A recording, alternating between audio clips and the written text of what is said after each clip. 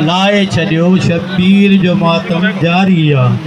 रही भेण हुसैन जी वेण कंदी, रही भेण हुसैन जी वेण कंदी, जंहिंजे वीर जी मातम दारी आ। या हुसैन या हुसैन या हुसैन या हुसैन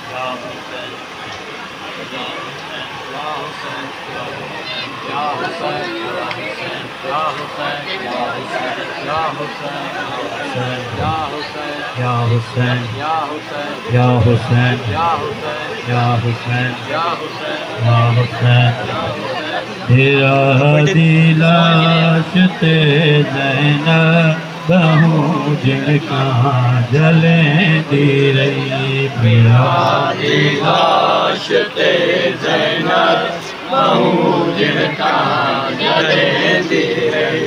मेरा दिलाश ते ज़ैनब बहू जिनका जलेंदी रही। मेरा दिलाश ते ज़ैनब बहू जिनका जलेंदी रही।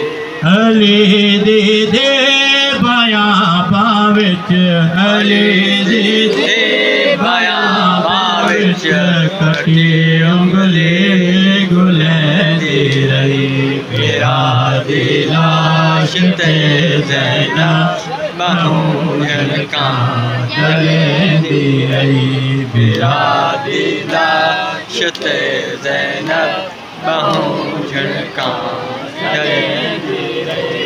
अली दीदे बयां बाविच, अली दीदे बयां बाविच, कटी उंगली गुलेंदी रही। मेरा दिलाश ते ज़ैनब बहू जिनका जलेंदी रही।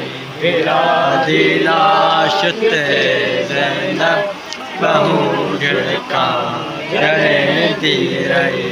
तेरी मुदरे लहावन हा, मगर उंगली बचावन हा।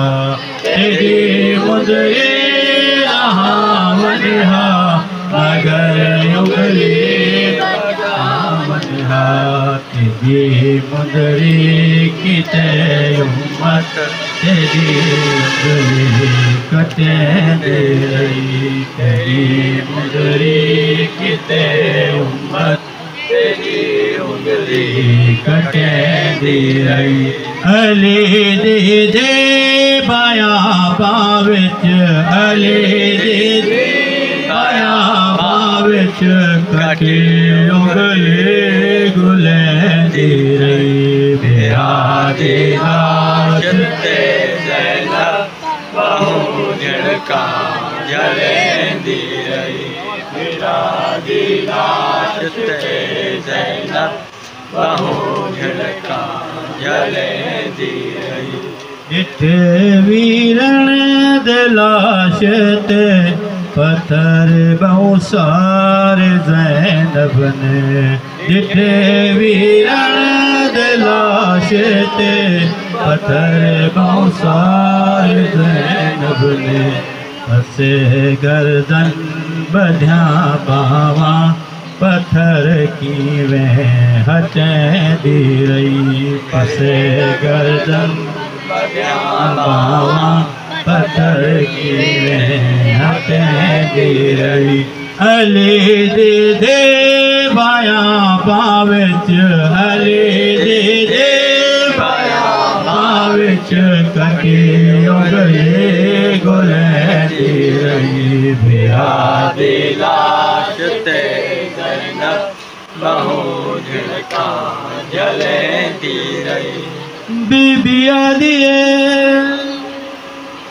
अफसोस बेरा तू टुर गया है। हुण कल्ली ज़ैनब रह गई।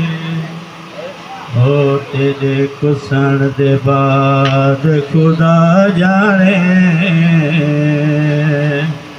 लख सदमे देख मस गई। होके भी नहीं इमदाद की थी, मेरे सर तो चादर लग गई है वो टुकड़े वीर दिलाश दे, बीबी थाक ते बंदी गई मेरा दिलाश ते